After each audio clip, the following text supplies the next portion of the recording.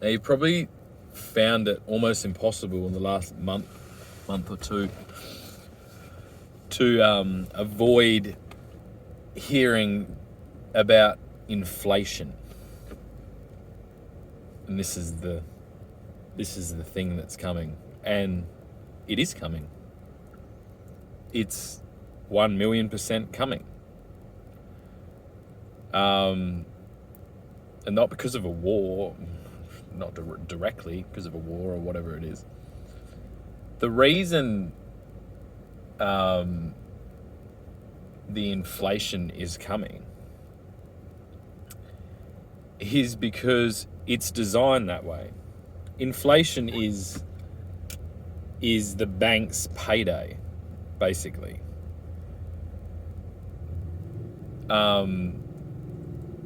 We've been tricked by them to think that this house, the roof that is over your head, and the land that you're living on, if you've got a mortgage, that's your house. That's not your house at all. That's the bank's house, and you fucking pay them for the privilege of living there and looking after it for them. And inflation, you know what I mean? The whole trick is they're like, your house is going up in value. It's not your house. It's their house. Their house is going up in value. Their entire system is going up in value. And when people fall off that, that's where they grab the money. And not the money. It's like they grab an asset that they've held onto, which is everything. All of it. Businesses, houses, machinery. They own everything. And that's how they like it.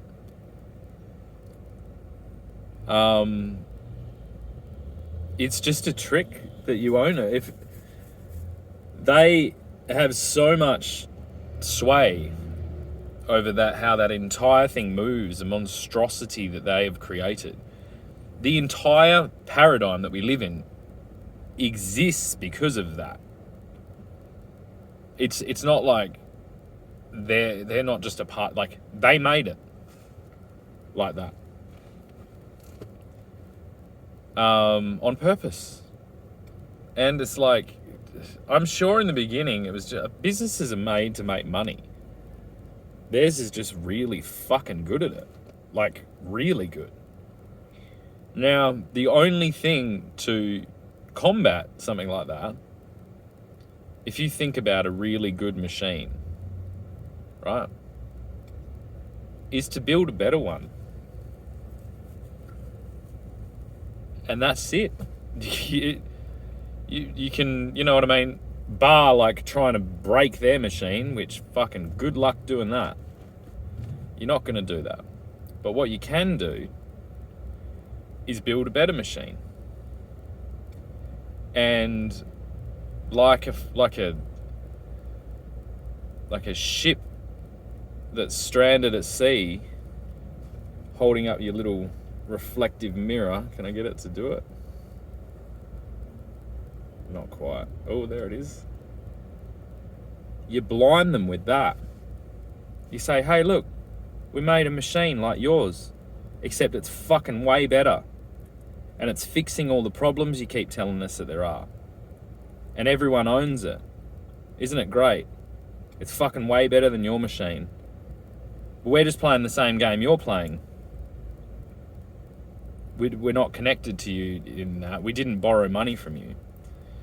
Now, the reason that I came up with this idea, or got to this point, is because I've spent 10 years developing a business, and I'm at a point, and I went, I'm at a point where I need to expand to a point where you start playing that game, you need to borrow money.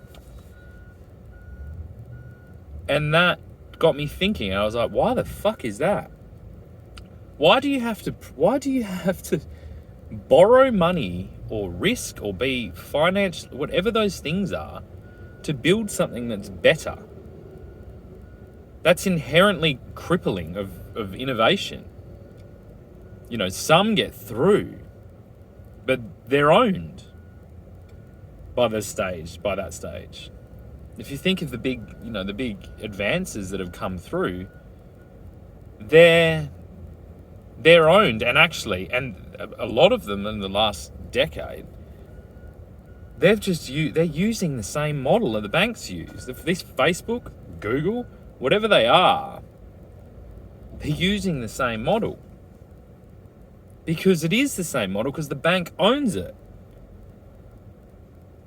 Now, the reason my model is different is because it completely throws that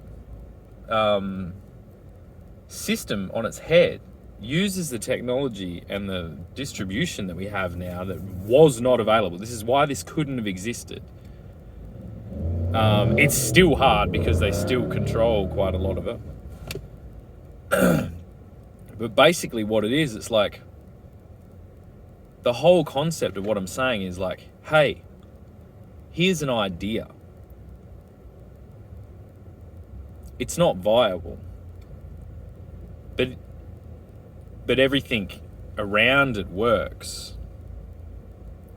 And on a long enough timeline, which isn't really that long, it'll win.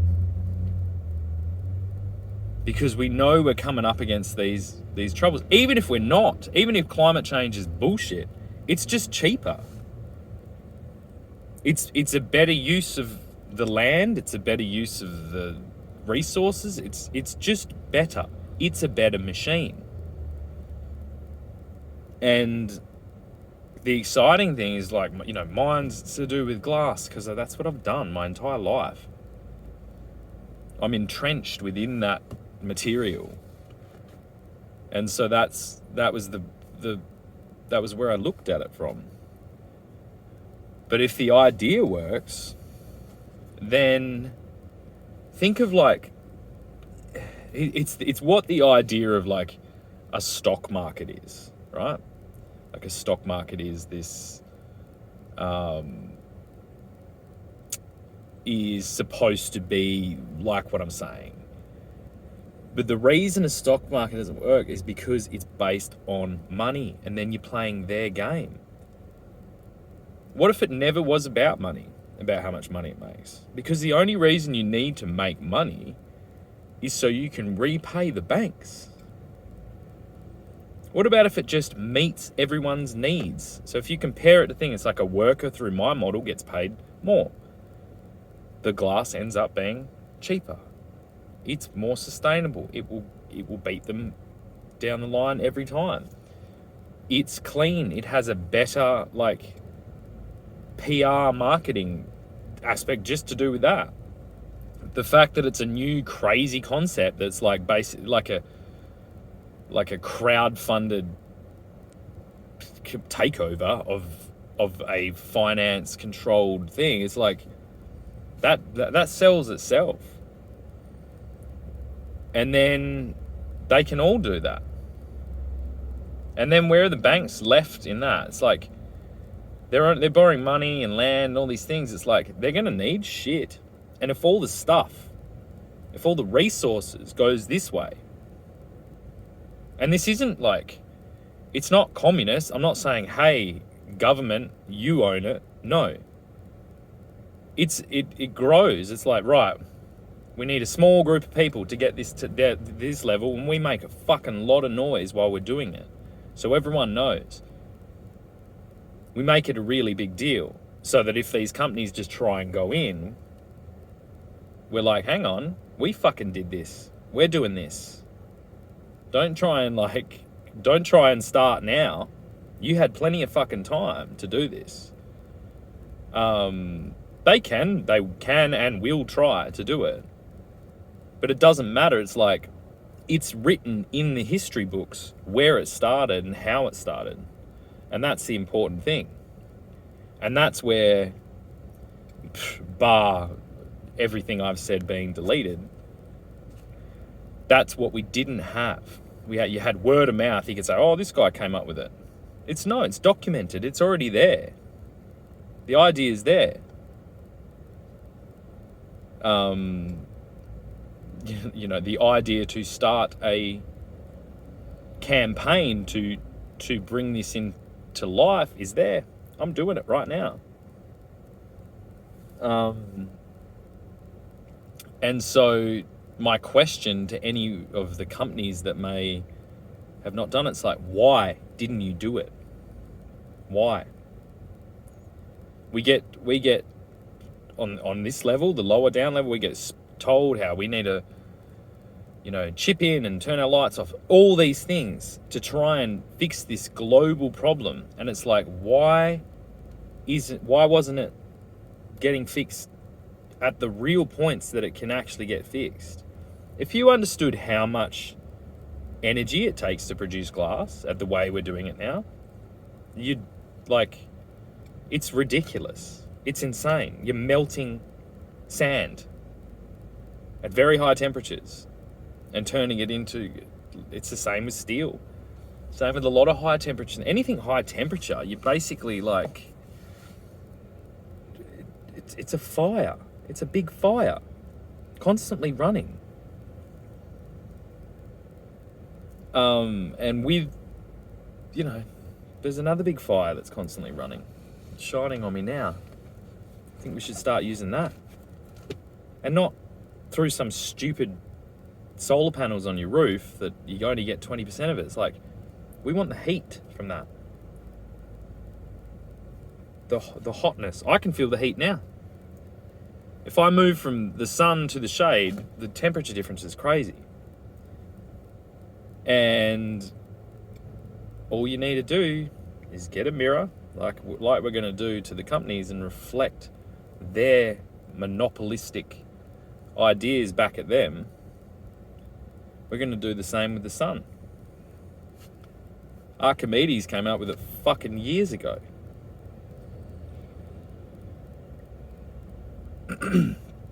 And we're going to use their mirrors to do it.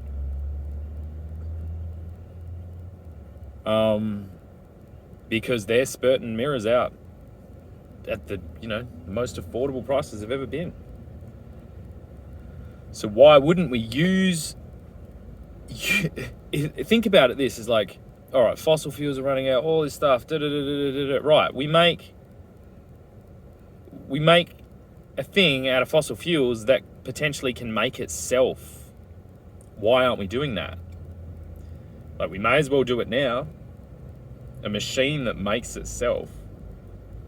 That's pretty cool. A material that has the power within it to make itself over and over and over and over again. Recycle itself infinitely. Glass is one of the most recyclable materials that you can imagine. It's one of the most diverse materials you can imagine. It's in everything. It's in all the technology. It's in fiber optics, phone screens, windows, greenhouses for growing vegetable, like you name it, it's there. Telescopes. And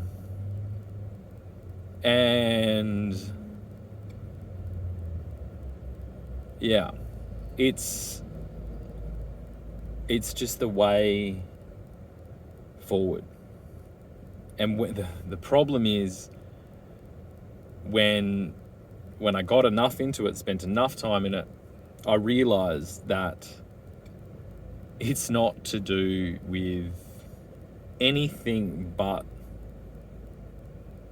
money and the people that are keeping that pressure up are the banks, because they're not doing anything. You know what I mean? Their machine, I'll tell you what their machine does. It spurts out money. Isn't that cool? But who gave them that right?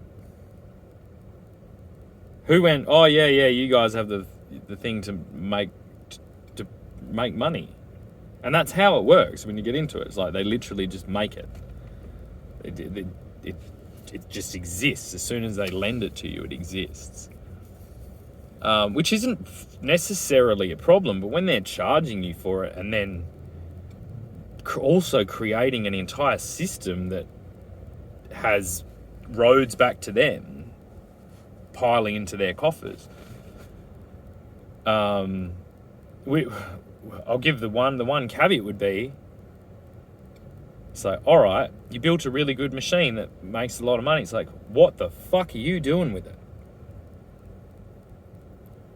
Why doesn't this exist? And the funny thing is, with this concept I have, it's like, give me 6 months. I'll have a miniature, small, working prototype. Give me 2 years after that, I'll have a, like, commercially viable prototype. Working. Maybe 4 years. Like, who knows where you go from there. The technologies I'm working with, it's like the reason I'm so confident is because they all exist. All of them. Every point exists already. It's just the finances were off. The reason sustainable energy is not winning is because energy is too cheap for it to make money. Because your product that you're making is energy. That's why old mate Elon figured it out. He's not making energy.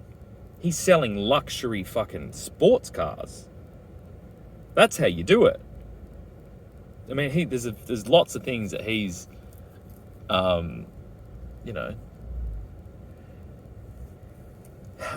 are not the best about the way he's doing things, but he has moved that needle more than anyone you can imagine. And that's how he did it. He didn't try and make, it's like, think about like sand. It's like, oh, let's use the sun to make sand.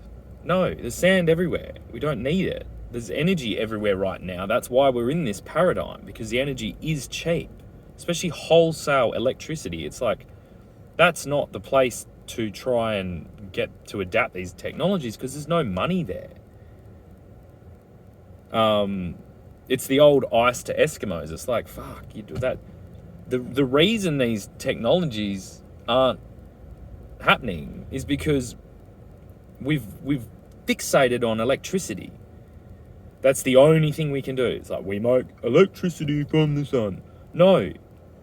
What do you like? Do you know that in most households, I think it's on average about 80% of that electricity that we're trying to produce with the sun, we turn from electricity into heat, back into heat. So if you get a solar panel, right, it takes that thing, you get about 20%, and then you lose it again when you turn it back into heat. And that's the thing. It's like the company, the wholesale company I buy glass off right now, they want to look green, so they put solar panels on their roof, and it's retarded. It's the stupidest thing you could do. There's no other option. You know what I mean? It's just like, oh, this will work. But they're missing the point. We use the heat. The heat's where it's at. The heat is like, imagine it like, this could actually work in so many different ways. Where instead of paying, imagine, and this would 100% be viable. 100%, like right now, viable. If you take your electricity bill, which is not wholesale, you're paying retail, which is more, right?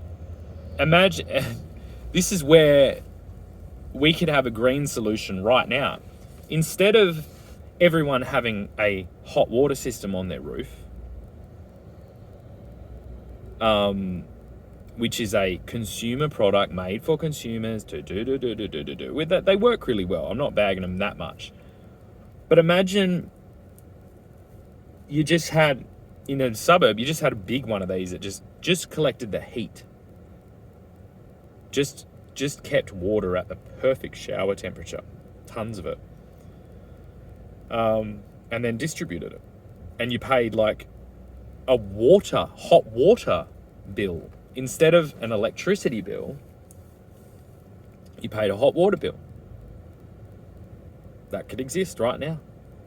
And at scale, it's way more efficient because the more water you have held at a certain temperature, the more stable it is. That's why the ocean doesn't move very much. Whereas if you just have a little tank, it's like you need to insulate it. It doesn't really work that well in winter. It's like, okay, You get a, I don't know, kilometre by kilometre block, and you put one of these things in the middle. You heat everyone's hot water and pipe it to them. You know what I mean? If it's in a cold area, you pipe it through their floors, warm up their houses. This is where,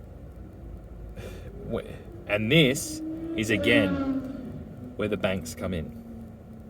Because everything to do with the banks is within a individual consumer product that can be mass produced, sold to everyone, hopefully with a credit card, so that there's debt. And also because it's like, how do I get an idea to go? How do I put one of these hot water systems in a suburb? It's like, well, I need to do it. I need to then go borrow money.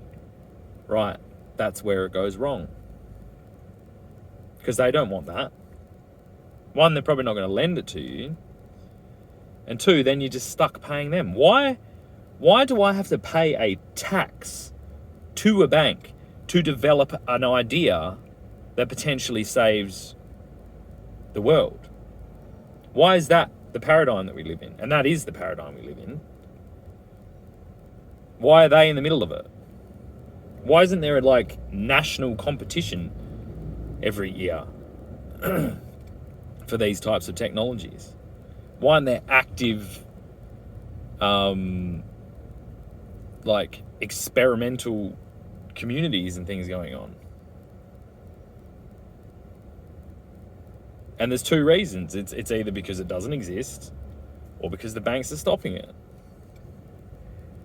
And this is where I fell into this and saw the thing and said, right, well, let's fucking hold them ransom completely legally. Let's use their thing against us. It's like, we're just going to do it. And the incentive is, Kickstarter's good. I could be like, oh, Kickstarter, like, we get a product, whatever, But that doesn't help. It's like, you need to do the paradigm. It's like, you need the profit thing. It's like, do you want to own a piece of sustainably produced glass worldwide? I would. And it operates exactly like Bitcoin does, except it's doing something positive in the world instead of just extracting thing. It's literally the idea of Bitcoin if you get into it. So what is it? It's like energy produced to do with sum or whatever ends up mining a coin, right? So what about if it's like every ton of glass made sustainably under the sun produces a coin? And then you buy those coins. And there's only a certain amount of those coins. Do you know what I mean? Because that's what it is. We're building a machine that makes glass for the world with the sun.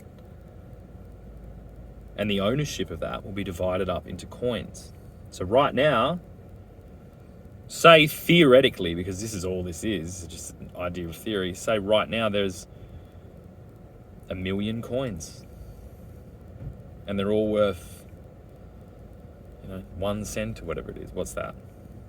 I actually don't know. That's why I need someone who's good at maths. It must be one. It's either 1,000 or 100 or 10,000. It's within that thing, but it's like, would you pay 1 cent for one of those coins? And the thing is, the reason I'm talking about this, the reason this hits home with me so much, is 2009 is when I learnt about this bank scam. And I was actively in a very small community of people online trying to figure out solutions to this. And I remember the day when I spoke to someone on the internet, which was kind of new, like that, you know, speaking to someone, I can't remember where they were. And I was obsessed. I was going to set up this thing that was going to work like a bank and all this stuff. And the guy goes, "Oh yeah, it's really good. But I'm really interested in this Bitcoin thing." And I looked into it and I went, someone beat me to it. And I wasn't upset because it was never about making money. I was like, "Oh, cool, that's amazing." And one of the funniest things is I was in quite a bad financial state. So I set up a wallet in 2009 when Bitcoin was like $1. And it's like, if I had two very young children. It was the financial crisis. I was fucked from work, all these different things. And also it was kind of very difficult. Like, I remember setting the wallet up was a real pain in the ass. It wasn't like it is now. It was really weird and hard. And I just never got round to buying any. And that sits there. And so I hadn't even realized it until lately, very, very recently, that had just been sitting there, twirling around my subconscious, trying to figure out a way through this. And that's where and I had all these little ideas separately, and then they just combined, and yeah, it's exciting. So yeah, basically I'm just going to continuously just keep at it, keep plodding along. I'm not in a super hurry because I've mapped it out already. There's timestamps on here. Like, it's very clear that I have done it.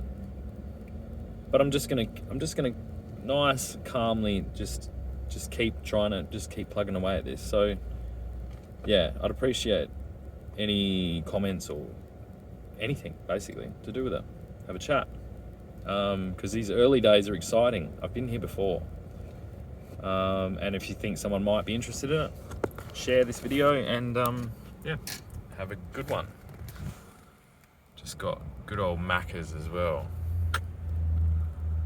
I know what's what.